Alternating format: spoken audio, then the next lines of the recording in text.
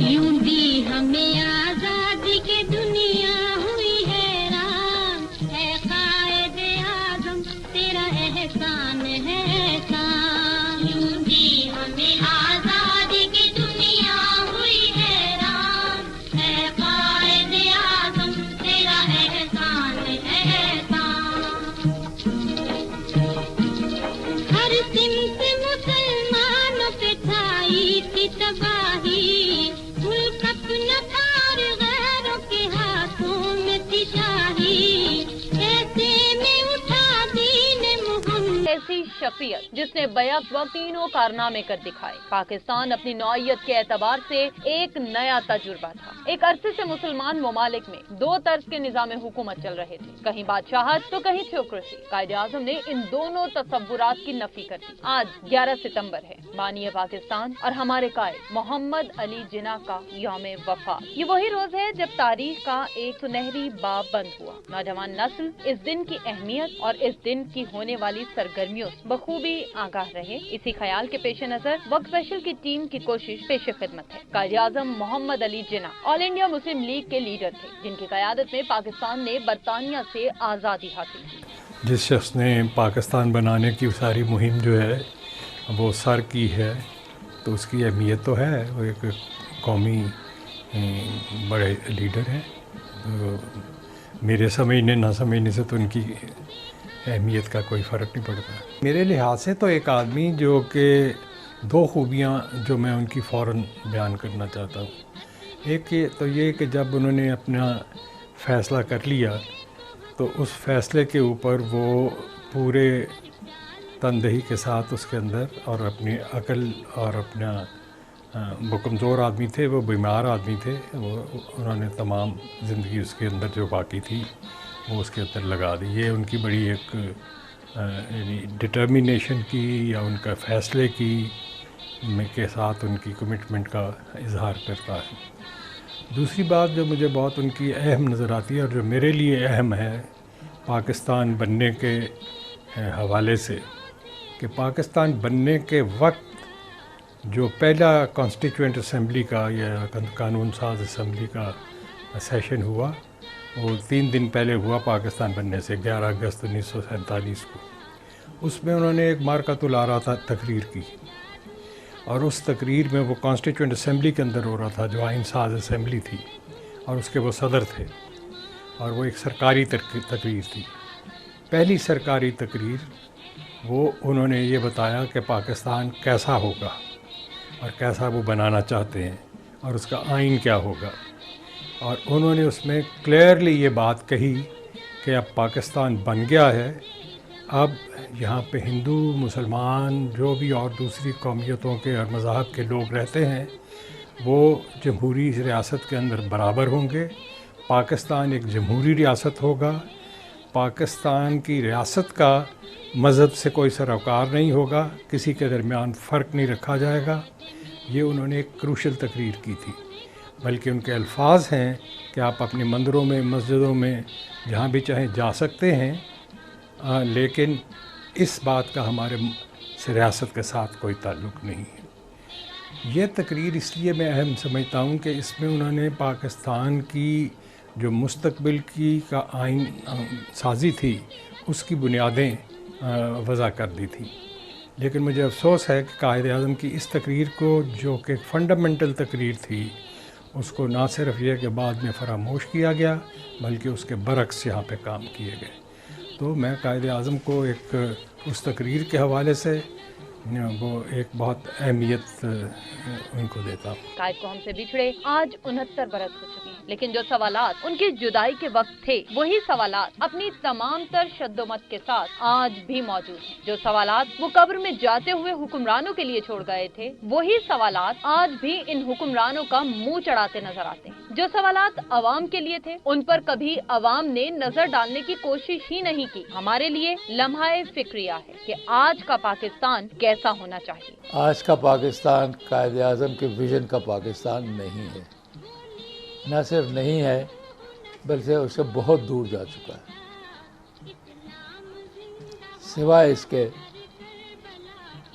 سوائے ایک عنصر کے کہ آج کا پاکستان بھی آزاد ہے اور قائد اعظم کا پاکستان بھی آزاد تھا، سوائے اس کے کہ قائد اعظم نے کہا تھا کہ اب آپ اپنی کوششوں سے، اپنے تجربوں سے ایک فلاحی مملکت بناؤ۔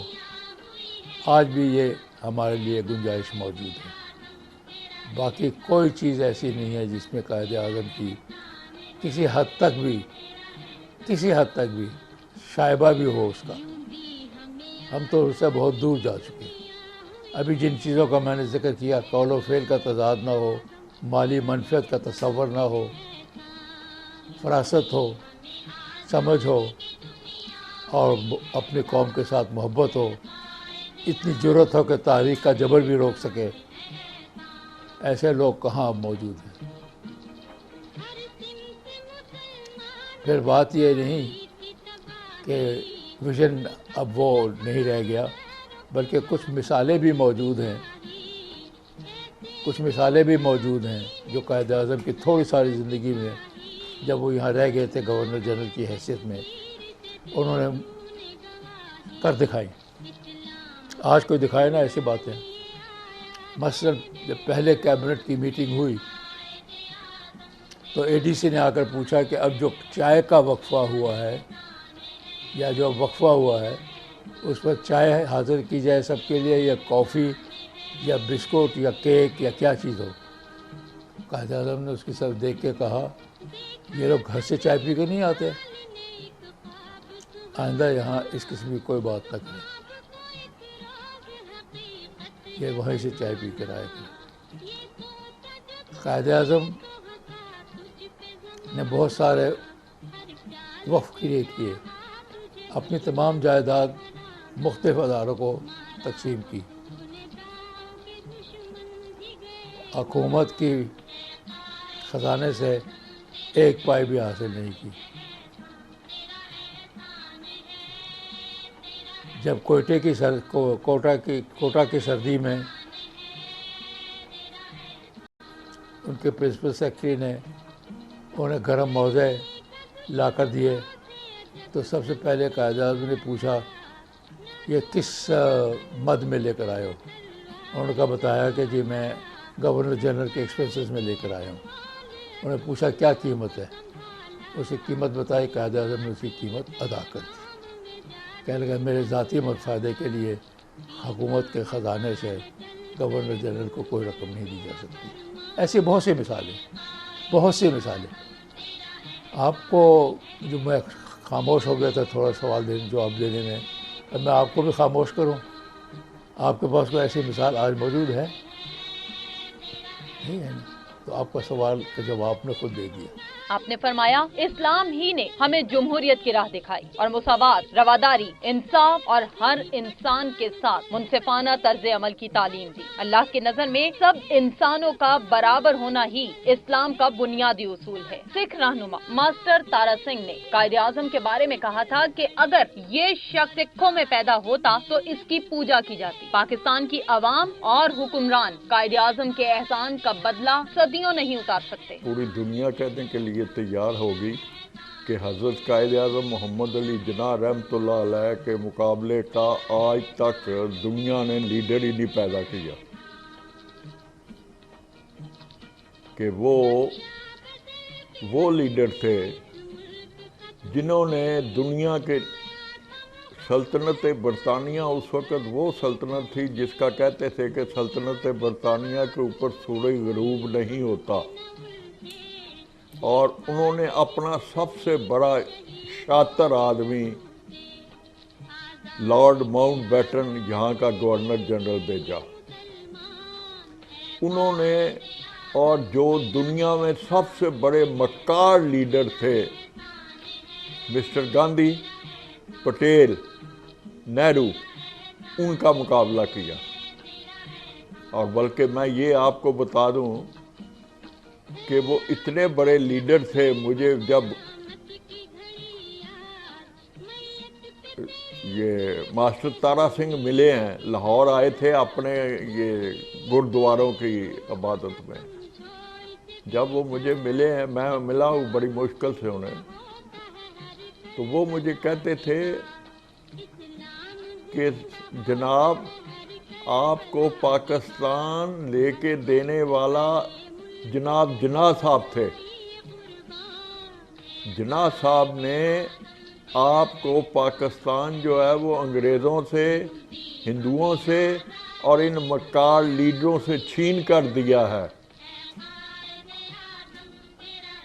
میرا حال دیکھیں کہ میں نے اپنی قوم کو تباہ کر دیا. کو مخاطب ہوتے تھے، لیکن سب سے زیادہ جو انہوں نے خطاب کیا نا ساری قوم کو، وہ 11 اگست کو آئین ساز اسمبلی کی پہلی نشست تھی، تو ان کو مخاطب انہوں نے کیا. تو ان کو کہنے لگے کہ آج ہم اس وقت پہ آ گئے یا اس زمانے پہ آ گئے ہیں، اور ایسی ہماری قوم آج ہے جب ریاست جو ہے اس میں کوئی فرق نہیں ہے، مسیح ہو کوئی شہری، یا وہ مسلمان ہو یا وہ ہندو ہو، سب ایک جیسے شہری ہیں، عقیدے کے حوالے سے نہیں، لیکن اپنے رتبے یا اپنے جو درجے ہیں اس کے حوالے سے کوئی حقوق اور ذمہ داریوں میں کسی میں فرق نہیں ہے. چاہے اپنے کلیسا میں جائیں، چاہے اپنے مندر میں جائیں یا مسجد میں جائیں، تمام شہری جو ہیں وہ برابر کے ہیں، اور ہم نے ہر ایک کو ایک جیسا سلوک ہر ایک سے کرنا ہے. دوسری بات انہوں نے کہی کہ آپ باخبر رہیں اور خبردار رہیں 3 علتوں سے جو ہر وقت ریاست میں آ کے آپ پر حملہ آور ہو سکتی ہیں. سب سے پہلی جو ہے وہ ہے کرپشن. اب آپ دیکھ لیجئے کرپشن ہمیں کہاں سے کہاں لے گئی. غریب کو 2 وقت کی روٹی نہیں ملتی، اور جو امیر ہے ان کو دیکھیں کہ محلات میں رہ رہے ہیں. تو یہ تو قائد اعظم نے کبھی تصور نہیں کیا تھا. تو انہوں نے کہا ایک تو آپ کرپشن یا بدعنوانی سے بچ کے رہیں.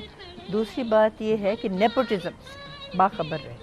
نیپوٹزم یہ ہے کہ آپ اپنے ہی رشتہ داروں کو یا اپنے قریبی جاننے والوں کو یا ان لوگوں کو جن پہ آپ کو پکا بھروسہ ہے ان کو نوازیں، اور دوسروں کو چاہے ان کا ہو بنتا ہو اپنے میرٹ کے حوالے سے رتبہ بنتا ہو، اہلیت نہیں دیکھنی. آپ نے صرف یہ دیکھنی ہے کہ ہمارے رشتہ دار ہیں یا نہیں، اور ان کو فرق آپ نے رتبے جو ہے وہ بانٹتے ہیں.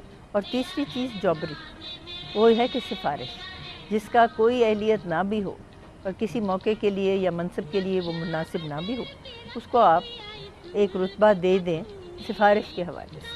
تو یہ تینوں چیزوں سے وہ آپ نے ہمیں سب کو باخبر کیا تھا کہ ان سے آپ بچ کے رہیں. اور پاکستان کے لیے انہوں نے خواتین کو خاص طور پہ یہ مخاطب ہو کے کہا کہ آپ نے پاکستان کی تحریک میں مردوں کے شانہ بشانہ حصہ لیا ہے. اب جب پاکستان وجود میں آ گیا ہے تو میں آپ سے درخواست کرتا ہوں کہ آپ پاکستان کی ترقی میں اسی طریقے سے حصہ لیں جیسے کہ آپ نے پاکستان کی تحریک میں حصہ لیا. ہم اگر آدھی اپنی آبادی کو 4 دیواری میں مقید رکھے، اس کی اجازت نہ مذہب دیتا ہے نہ معاشرہ، اور ہم نے اس سے بالکل پرہیز کر. تو میں سمجھتی ہوں کہ عورتوں نے باقاعدہ حصہ تو پاکستان کی تحریک میں لیا، لیکن جب آئین ساز اسمبلی بیٹھی تو آپ دیکھیے صرف 2 عورتیں تھیں، سب مرد تھے. اور مردوں نے اپنی وہی خصوصی طریقے سے یہ دیکھنا شروع کر دیا کہ ہمارے پاس ٹیلی فون ملے گا یا نہ ملے گا، تنخواہ کتنی ملے گی، مکان ملے گا، موٹر ملے گی. اور انہوں نے جو حقوق و فرائض تھے اور جس طریقے سے ہماری آئین سازی ہونی تھی اس کی طرف توجہ ہی نہ دی. اور اس کا نتیجہ یہ ہوا کہ 1947 میں پاکستان وجود میں آیا اور آئین ساز اسمبلی بھی بنی، اور جا کے 1956 میں آئین جو تھا وہ تیار ہوا. تبھی تو پاکستان ڈے جس کو ہم 23 مارچ مناتے ہیں، یہ وہ دن ہے جس پہ آئین مکمل ہوا. لیکن ادھر سے آئین مکمل ہوا 1956 میں، اور 1958 میں ایک آ گیا غاصب، اس نے ہمارے آئین کو پامال کر دیا اور مارشل لاء لگا لیا. اور پھر ہماری اس وقت کی عدلیہ ایسی تھی کہ انہوں نے اس مارشل لاء کو کہہ دیا کہ یہ بالکل آئینی ہے اور یہ صحیح ہے کیونکہ یہ کامیاب ہو گیا. قائد اعظم نے پاکستان بننے سے پہلے بھی بہت سی باتیں کی، تقاریر کی، وہاں بھی بڑی نصیحتیں تھیں، بڑے انہوں نے نشاندہیاں کی تھی کہ کیا کرنا چاہیے. لیکن چلیے میں پاکستان بننے کے بعد پہلے شروع کرتا ہوں. انہوں نے 11 اگست 1947 کو پاکستان کی دستور ساز اسمبلی میں اس کی صدارت کرتے ہوئے یہ بات فرمائی، یہ بات کہی کہ اب آپ کو پاکستان ایک ملک مل گیا ہے، یہ اب آپ کا فرض ہے کہ آپ اس کو سنبھالیں اور بنائیں، اور اس کے لیے آپ نے اسے فلاحی مملکت بنانا ہے. یہاں پہ کوئی کسی کا کسی قسم کا فرق نہیں ہوگا. مذہب کی وجہ سے کوئی تخصیص نہیں ہوگی. ہر ایک کو اجازت ہے کہ وہ اپنے مسجد میں جائیں، مندر میں جائیں، گرجا میں جائیں، سیناگوگ میں جائیں، گردوارے میں جائیں. پاکستان میں ان کو مکمل آزادی ہوگی. اب آپ نے دیکھنا ہے کہ ملک ایسا بنے کہ جس میں حکومت نیپوٹزم نہ کر سکے. کرپشن ایک کینسر ہے، اس سے بچو. اقربا پروری ایک نقصان دہ چیز ہے، اس سے دور جاؤ. میرٹ کو جو بہتر ہے اس کی تلاش کرو اور ان کے ذریعے سے حکومت کے انسلام کو چلاؤ. یہ بہت ساری باتیں انہوں نے اس خطبے میں کی. طلباء کو انہوں نے بار بار پہلے بھی کہا اور کئی دفعہ کہا کہ آپ کا کام ہے کہ آپ پہلے تعلیم پوری طرح حاصل کریں. اپنے آپ کو تعلیم حاصل کرنے کے بعد باکفیل بنا لیں، اس کے بعد سیاست کی بات کریں. لیکن ضروری نہیں کہ سیاست بھی کریں، آپ ملک کی بہتری کے اور انداز سے بھی کر سکتے ہیں. لوگوں کی مدد سے بھی کر سکتے ہیں، سوسائٹی میں گفتگو کر کے بھی کر سکتے ہیں، دانشور بن کے بھی بن کر سکتے ہیں. اور اگر ٹیلی ویژن ہوتے تو کہتے کہ اینکر پرسن بھی بن کر کے آپ کر سکتے ہیں. لیکن یہ باتیں انہوں نے ضرور کی کہ تعلیم اپنی پوری حاصل کرو. غیر تعلیم یافتہ کسی منصب بھی پہنچ جائے وہ منصب کا حقدار نہیں ہو سکتا. اور یہی بات انہوں نے اسکول سے حاصل کی. آپ اپنے والد پونجا جنا کے 7 بچوں میں سے سب سے بڑے تھے. 1887 کو آپ برطانیہ میں gram Singh and trading company میں کام سیکھنے کے لیے گئے. برطانیہ جانے سے پہلے آپ کی شادی آپ کی ایک دور کی رشتہ دار ایمی بائی سے ہوئی، جو آپ کے برطانیہ جانے کے کچھ ہی عرصے بعد وفات پا گئی. لندن جانے کے کچھ عرصہ بعد آپ نے ملازمت چھوڑ دی اور لنکن میں قانون کی تعلیم حاصل کرنے کے لیے داخلہ لے لیا اور 1896 میں وہاں سے قانون کی ڈگری حاصل کی اور انڈیا واپس آ کر ممبئی میں وکالت شروع کی اور جلد ہی بہت نام کمایا. سیاسی زندگی کی بات کی جائے تو جناح صاحب نے مسلمانوں کی نمائندہ جماعت میں شمولیت اختیار کی. 1914 میں انہوں نے ہندوستان کی 2 بڑی اقوام یعنی ہندو اور مسلمان دونوں کو قریب لانے کی کوشش کی. اسی کوشش کا نتیجہ 1916 کا معاہدہ لکھن تھا. 23 مارچ 1940 کو قرارداد پاکستان پیش ہوئی، جہاں سے پاکستان کی آزادی کی تحریک شروع ہوئی. 25 دسمبر 1940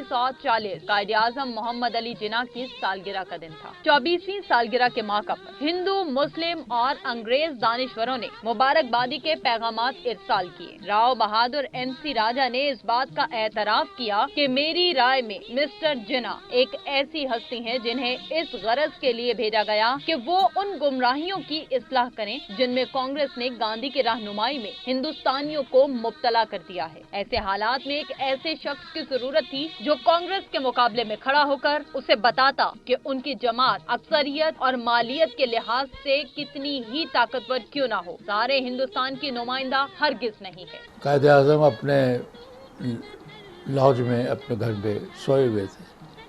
کوئی اپنی سیکورٹی نہیں کیا کرتے تھے وہ، کیونکہ وہ ان کو کوئی خطرہ ہی نہیں تھا کہ اچانک رات کو ان کی نیند کے دوران ایک صاحب تشریف لے آئے، خنجر اس کے ہاتھ میں تھا اور نے قائد اعظم پہ وار کیا. قائد اعظم اس کے مقابلے میں بڑے نحیف تھے، کمزور تھے، لیکن قائد اعظم نے اس کا ہاتھ پکڑ لیا. زخمی ہوئے قائد اعظم اور اس وقت تک اس کی خنجر کو پکڑ رکھا جب تک کہ گارڈز اندر نہ آ گئے اور انہوں نے اس کو پکڑ لیا. اس کی تو اس وقت بھی بڑی شہرت ہوئی، لیکن اس سے زیادہ یہ ہوئی کہ قائد اعظم نے مقدمے میں خود پیش ہو کر گواہی بھی دی اور سب لوگوں نے دیکھا، آنکھوں سے دیکھا، کانوں سے سنا کہ گواہی میں نہ ایک لفظ زیادہ نہ ایک لفظ غلط. بڑی صفائی کے ساتھ، یہاں تک کہ جو مجسٹریٹ مقدمہ سن رہا تھا وہ بھی اشش کرتا تھا کہ ایسا گواہ آج تک پیش نہیں ہوا. یہی ایک واقعہ پرانے واقعات میں سے میں آپ کو بیان کر دیتا ہوں. بہت سے اور واقعات ہیں. ایک واقعہ اور بھی ہے کہ جب ان سے کہا گیا کہ اگر ماؤنٹ بیٹن نے کہا گیا کہ اگر مجھے آپ نے پاکستان کا بھی گورنر جنرل نہ بنایا جیسے کہ کانگریس نے مجھے ہندوستان کے بنانے کی پیشکش کر دی ہے، تو یقین جانو کہ پاکستان جو تمہیں ملک ملے گا اس میں تمہیں بہت خسارہ برداشت کرنا پڑے گا، بہت بڑا خسارہ برداشت کرنا پڑے گا۔ قائد اعظم نے کہا میں نے جو فیصلہ کر لیا ہے وہ میری قوم کے لیے بہتر ہے، آپ جتنا نقصان پہنچا سکتے ہیں پہنچا دیں، اب فیصلہ یہی رہے گا۔ یہ ہوتی ہے بات کہ جب فیصلہ کر لو تو چٹان بند کر رہو۔ بعد کے واقعات میں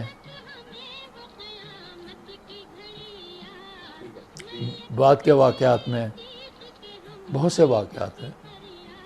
انہوں نے اپنے ڈاکٹر سے کہا کہ دیکھیں، جو ہندوستان میں تھے، ابھی پاکستان نہیں بنا تھا، کہ دیکھیں اگر میری قوم کو پتہ لگ گیا کہ میں لنگس کی، پھیپھڑوں کی بیماری میں مبتلا ہوں اور میرے پھیپھڑے جواب دے رہے ہیں، تو قوم متحد نہیں رہ سکے گی۔ تم نہ بتاؤ۔ صرف ڈاکٹر کو نہیں کہا کہ نہ بتاؤ، بلکہ اپنے تقریر کرنے کے دوران اسٹیج پر کھڑے ہو کر کرتے تھے اور 2-3 گھنٹے کی تقاریر کیا کرتے تھے اپنے پاکستان بننے کے قریب جو دن تھے۔ کئی بار وہاں سے تقریر کر کے آ کر کمرے میں تقریباً نیم بے ہوش گر پڑا کرتے تھے، صرف اس لیے کہ قوم کو یہ احساس نہ ہو کہ ان کا لیڈر جا رہا ہے تو اب آئندہ ہم کیا کریں گے، ابھی تو ملک بنا بھی نہیں، پھر منتشر نہ ہو جائیں، پھر اتحاد ٹوٹ نہ جائے۔ میں چونکہ خود پاکستان بننے کے زمانے میں 14-15 سال کا تھا، ٹھیک ہے نا، اس لیے میرا کوئی اپنا بڑا کردار تو موومنٹ میں نہیں تھا۔ میرے والد، میرے چچا صاحب چونکہ پاکستانی تحریک کے لیڈر تھے، مسلم لیگ کے لیڈر تھے اپنے علاقے کے اندر، تو ان کے ساتھ میں بھی اس سارے قصے میں شامل تھا۔ تو مجھے جو یہ بات یاد آتی ہے وہ یہ آتی ہے کہ بہت سارے لوگ جو اس وقت، اور خاص طور پر جو پاکستان یا ہندوستان کے زمانے میں ہندوستان کے اندر جو مذہبی مسلمان پارٹیاں تھیں، جن کو اسلامی پارٹیاں کہا جاتا ہے، وہ اب بھی ہیں ہمارے ملک میں بہت ساری، تو ان سب نے پاکستان کی مخالفت کی تھی۔ انہوں نے قائد اعظم کو بھی کی مخالفت کی تھی، بلکہ ان کو تو بہت بڑے انہوں نے کافر اعظم، شاعظم، اس قسم کی ان کے القاب بنا دیے تھے۔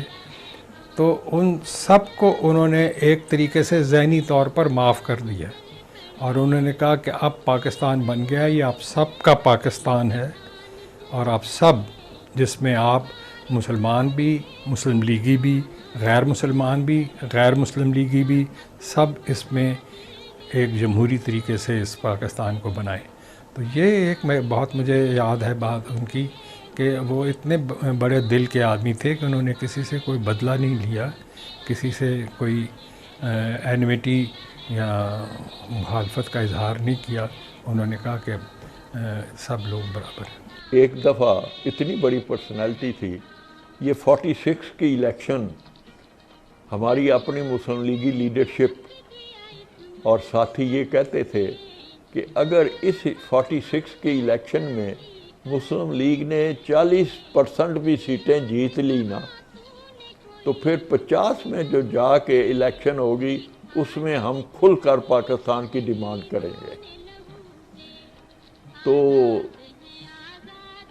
وہ ابھی جس وقت یہ ہو رہا تھا تو مسلم لیگ نے پنجاب میں سوائے 6 سیٹوں کے تمام سیٹیں جیت لی، جس کی وجہ سے پورا سلطنت برطانیہ میں بھی بنچال آ گیا، کانگریس میں بھی آ گیا کہ یہ کیا ہوا ہے۔ تو لڑکوں میں گروپ بندی ہو گئی۔ گروپ بندی کیا ہونی تھی؟ میں کہتا تھا ہماری گروپ نے بڑا کام کیا، وہ کہتا تھا میرے گروپ نے کیا، وہ کہتے تھے تو ہم تھوڑا نہیں، اچھا بھلا۔ تو وہ ہم نے پرابلم اپنی قائد اعظم تک پہنچائی کہ جناب یہ ہوا وہ ہوا۔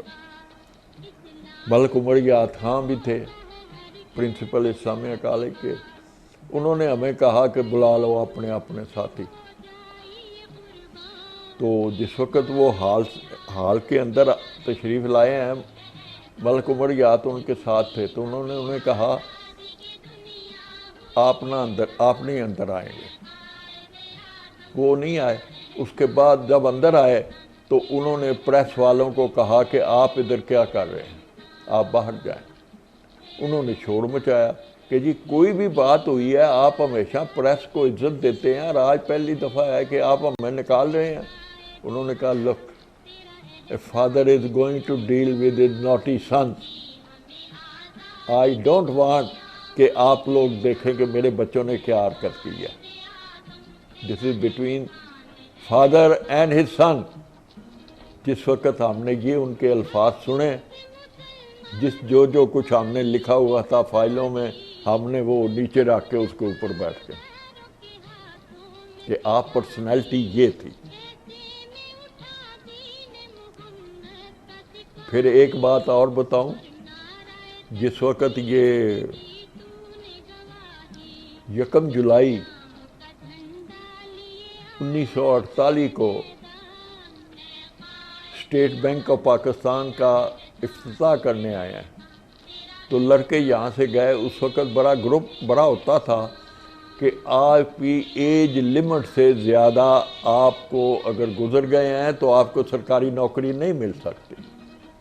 تو وہ سب گئے تو جناب تقریر وغیرہ ہو گئی تو حضرت قائد اعظم محمد علی جناح رحمۃ اللہ علیہ کی ایز اے گورنر جنرل بھی یہ کوشش ہوتی تھی کہ وہ جہاں لڑکے ہوتے تھے وہیں پہنچ جاتے تھے یا ان کو پاس بلا لیتے تھے.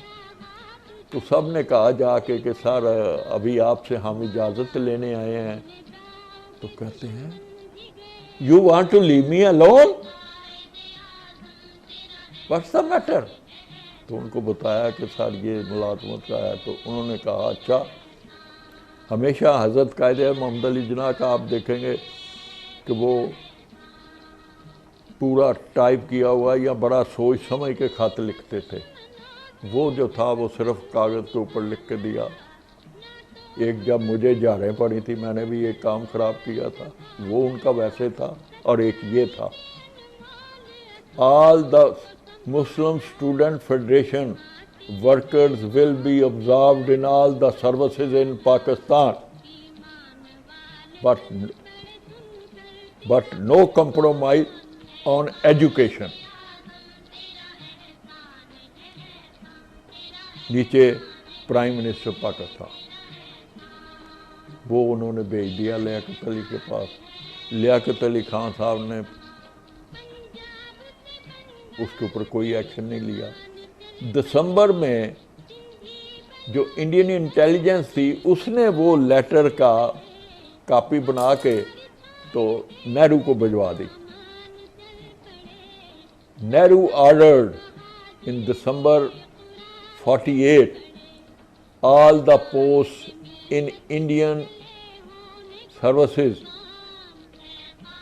all the Congress Student Federation will be observed. تو وہ تمام افسر جو تھے وہ تمام ادھر سے آئے کانگریس سے. انہوں نے 60 سال کی عمر تک اپنے ملک کی خدمت کی. ہم جدھر بھی گئے ہمیں ٹھڈے ہی پڑے. قائد اعظم محمد علی جناح کو بے شمار مسائل کا سامنا رہا. فسادات بھی ہوئے اور بے شمار مسلمانوں کے جان و مال کو تباہ و برباد بھی کیا گیا. صوبہ بہار میں شہید ہونے والے مسلمانوں کی تعداد 8000 تک پہنچ گئی. ان حالات میں برطانوی حکومت کو بڑی تشویش ہوئی اور ہندوستان تقسیم کی طرف بڑھنے لگا اور حکم خداوندی کے مطابق پاکستان مارز وجود میں آ گیا. مگر ہندوستان اس حقیقت کو برداشت نہ کر سکا. اس نے کشمیر پر حملہ کیا, جوناگڑھ پر قبضہ کیا اور پاکستان کے حصے کا سامان اور روپیہ ضبط کر لیا. لیکن قائد اعظم جیسے رہنما نے ان مشکلات پر قابو پانے کے لیے دن رات ایک کر دی. مسلسل کام کرنے کی وجہ سے آپ بیمار رہنے لگے. میں نے کہا نا کہ کھوٹے سکے جو تھے وہ ان کی زندگی میں ہی اپنی کارروائیاں کر رہے تھے اور ان کی کوشش یہ تھی کہ قائد اعظم کو سائیڈ لائن کیا جائے. وہ تھے تو بیمار, وہ تو اپنی تحریک کے زمانے میں بھی بیمار تھے اور بڑی بری بیماری اس زمانے میں بری سمجھی جاتی تھی. تپیدک کی بیماری اب تو آسان ہو گیا اس کا علاج کرنا, لیکن اس زمانے میں تو کافی سنگین بیماری سمجھی جاتی تھی. تو ان کو انہوں نے سائیڈ لائن کرنے کی کوشش کی اور اسی لیے زیارت بھیج دیا, جو ایک دور دراز علاقہ اس وقت سمجھا جاتا تھا. تو ان کو ایک طرح کا آئسولیشن ان کی کرنے کی کوشش کی گئی. اور یہ سارے لوگ جو ہیں جن کو اب میں کہتا ہوں کہ ان کی جو ان کے آنے والی جو نسل تھی پولیٹیکل نسل، وہ سب کھوٹے سکے ثابت ہوئے۔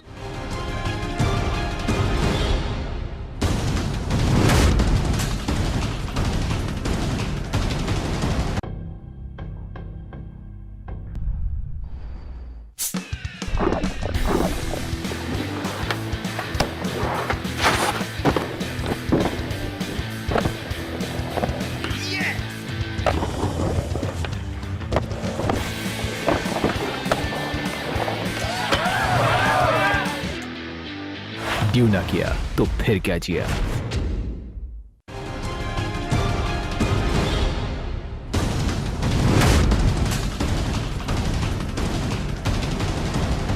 قیام پاکستان کے بعد قائد اعظم پاکستان کے پہلے گورنر جنرل بنے۔ وہ پاکستان کے لیے بہت کچھ کرنے کے خواہاں تھے، لیکن ان کی بیماری نے ان کے تعمیری منصوبوں کو پایۂ تکمیل تک نہ پہنچنے دیا، اور مسلمانان پاکستان 11 ستمبر 1948 کو اپنے اس عظیم رہنما کی قیادت سے محروم ہو گئے۔ قائد اعظم کی وفات پر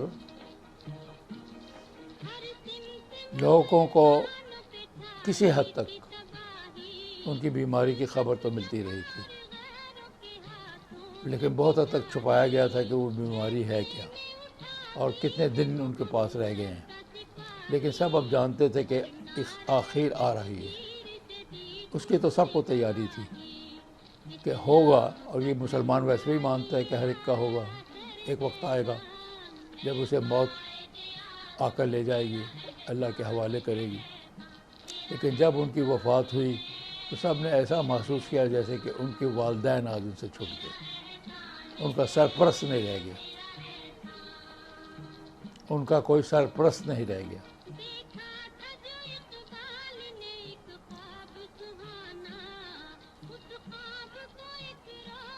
اور وہ ایک لحاظ سے پریشان ہو رہے تھے کہ مستقبل کیا ہوگا۔ وہ تو اللہ کی مہربانی ہوئی کہ قائد اعظم کے تربیت یافتہ ان کے معتمد، ان کے ساتھی لیاقت علی خان نے معاملہ بعد میں اچھی طرح سے سنبھال لیا۔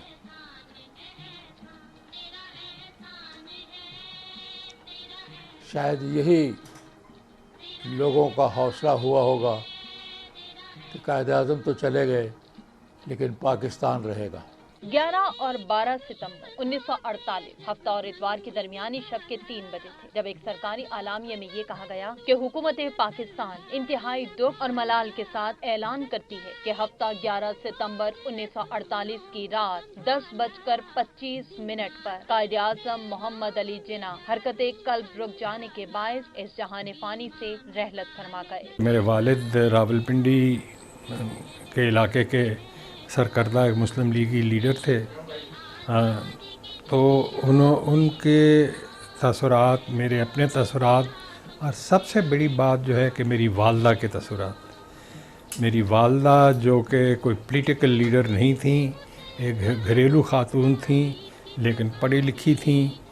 ان کے جو تاثرات تھے وہ یہ تھے کہ انہوں نے کہا کہ ابھی تو پاکستان بنا نہیں، اور ہم ایک بڑے اپنے لیڈر سے اور قائد اعظم سے محروم ہو گئے۔ تو یہ تاثرات ساری قوم کے تھے۔ قائد اعظم کا جنازہ اتوار کو دن کے 3 بجے گورنر جنرل ہاؤس سے سفر آخرت پر روانہ ہوگا۔ نماز جنازہ کراچی کے نمائش کے میدان میں ادا کی جائے گی۔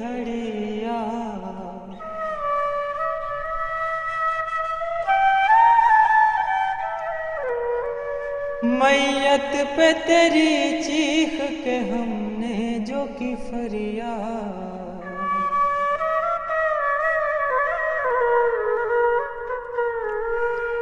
بولی یہ تیری روح نہ سمجھو اسے بیزار،